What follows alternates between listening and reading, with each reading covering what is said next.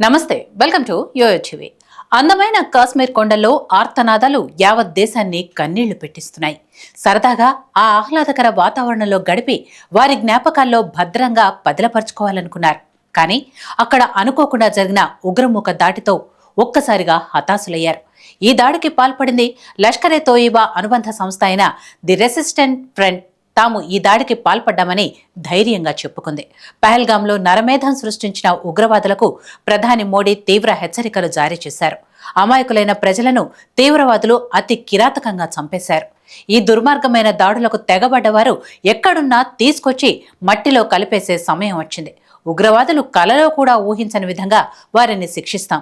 దాడులకు పాల్పడిన వారు భారీ మూల్యం చెల్లించుకుంటారని తాజాగా బీహార్ సభలో మోడీ హెచ్చరించారు.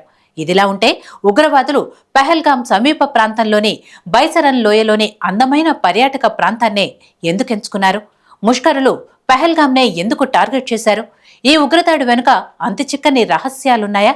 ఈ వీడియోలో తెలుసుకునే ప్రయత్నం చేద్దాం. కాశ్మీర్లో ఆర్టికల్ 370ని రద్దు చేసిన తర్వాత హోంమంత్రి Amit Shah social media X వేదికగా 2023 డిసెంబర్లో ఆయన ఏమని స్పందించారో ఓసారి పరిశీలిద్దాం. ఎక్స్ వేదికపై తన పోస్టులో అమిత్ షా ఇలా అన్నారు: ఆర్టికల్ 370 రద్దు నిర్ణయాన్ని సమర్థిస్తూ భారత సుప్రీంకోర్టు ఇచ్చిన తీర్పును నేను స్వాగతిస్తున్నాను. ఆగస్టు 5, 2019న ప్రధాని మోడీ ఆర్టికల్ 370 రద్దు చేస్తూ దార్శనిక నిర్ణయం తీసుకున్నారు. ఆర్టికల్ 370 రద్దు తర్వాత జమ్మూ కాశ్మీర్లో శాంతియుత వాతావరణం, సాధారణ పరిస్థితులు తిరిగి నెలకొన్నాయి. ఒకప్పుడు హింసతో నలిగిపోయిన లోయలో వృద్ధి మరియు అభివృద్ధి మానవ జీవితానికి కొత్త అర్థాన్ని తెచ్చాయి. పర్యాటక మరియు వ్యవసాయ రంగాల్లో శ్రేయస్సు జమ్మూ కాశ్మీర్ మరియు లడఖ్ నివాసితుల ఆదాయ స్థాయిలను పెంచింది. నేడు సుప్రీంకోర్టు తీర్పు ఆర్టికల్ 370 రద్దు నిర్ణయం పూర్తిగా రాజ్యాంగబద్ధమైందని నిరూపించింది అని అమిత్ షా ట్వీట్లో తెలిపారు. ఇదిలా ఉంటే ఎప్పుడైతే ఆర్టికల్ 370ని రద్దు చేశారో నాటి నుండి అనూహ్యంగా పర్యాటకుల సంఖ్య మొన్న దాడికి ముందు వరకు గణనీయంగా పెరుగుతూ వచ్చింది. కశ్మీర్పై పట్టు కోల్పోతామని భావించి ఈ ఉగ్రదాడికి పాల్పడ్డారని తెలుస్తోంది. జమ్మూ అండ్ కాశ్మీర్లో భారత పర్యాటకులే కాకుండా విదేశీ పర్యాటకుల సంఖ్య కూడా గత కొంతకాలం నుండి పెరిగింది. భారతీయ సినిమాలు గత 2-3 ఏళ్ల నుండి పహల్గాంలో షూటింగ్లు కూడా జరుపుకున్నాయి. విజయ్ దేవరకొండ నటించిన ఖుషీ చిత్రం, అల్లు అర్జున్ నటించిన సన్ ఆఫ్ సూర్య, నటుడు శ్రీకాంత్ తనయుడు రోషన్ పెళ్లి సందడి చిత్రాలు మినీ స్విట్జర్లాండ్ గా పిలువబడే పహల్గాం అందమైన లొకేషన్లలో చిత్రీకరించారు. దీంతో పర్యాటకులు, సినీ వ్యాపారులు సైతం కాశ్మీర్కు తరలి రావటం భారత వ్యతిరేక శక్తులు తట్టుకోలేకపోయాయి. ఆర్టికల్ 370 ఎత్తేసిన తర్వాత కాశ్మీర్లో వ్యాపారాలు కూడా పుంజుకున్నాయి.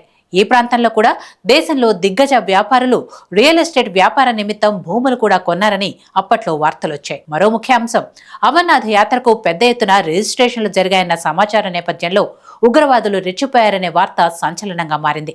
38 రోజుల పాటు కొనసాగే అమర్నాథ్ యాత్ర జూలై 3 నుండి ప్రారంభం కానుంది. దేశం నలుమూలల నుంచి లక్షల మంది యాత్రికులు 2 మార్గాల్లో అమర్నాథ్ హిమలింగం దర్శనానికి వెళ్తుంటారు. ఈ మార్గాల్లో ఒకటి అనంతనాగ్ జిల్లాలో పహల్గాం నుంచి 48 కిలోమీటర్లుండగా మరొకటి గందర్బల్ జిల్లా బాల్తాల్ నుంచి 14 కిలోమీటర్ల దూరం ఉంటుంది. అయితే ఉగ్రవాదులు ఇక్కడే ఓ పథకం ప్రకారం భారత్ని గట్టి దెబ్బ కొట్టారు. ఈ దాడి వల్ల అమర్నాథ్ యాత్రకు వచ్చేవారు భయపడతారని, వారిలో భయాందోళనలు కలుగుతాయని ముష్కరులు భావించి దాడికి ఒడిగట్టారు. ఇటీవల భారత పర్యటనకు వచ్చిన అమెరికా ఉపాధ్యక్షుడు జేడీ వాన్స్ ఢిల్లీలో ప్రధాని నరేంద్ర మోడీతో భేటీ అయ్యారు. ఈ సందర్భంగా ఇరు నేతలు ద్వైపాక్షిక సంబంధాలు, వివిధ రంగాల్లో పురోగతిని సమీక్షించారు. వాణిజ్యం, ఇంధనం, వ్యూహాత్మక సాంకేతికతలు తదితర అంశాలపై చర్చించారు. America vice president JD Vance పర్యటనలో ఉండగా ఈ దాడి జరగడంతో అనేక అనుమానాలకు తావిస్తోంది. ఉగ్రవాదులు పహల్గాంలో చేసిన దాడి ద్వారా భారత్లో పెట్టుబడులకు, పర్యాటకానికి అంత సేఫ్ కాదనే సంకేతాలనివ్వటానికి ది రెసిస్టెన్స్ ఫ్రంట్ పథకం రచించిందని భావిస్తున్నారు. మొత్తానికి కాశ్మీర్ ప్రాంతానికి పర్యాటకుల తాకిడిని తగ్గించడానికి, ముఖ్యంగా అమర్నాథ్ యాత్రకు పహల్గాం మార్గం గుండా ప్రయాణించే యాత్రికుల్ని ఆందోళనకు గురి చేయడానికి ఉగ్రవాదులు ఈ దాడికి తెగించారని విశ్లేషకులు భావిస్తున్నారు.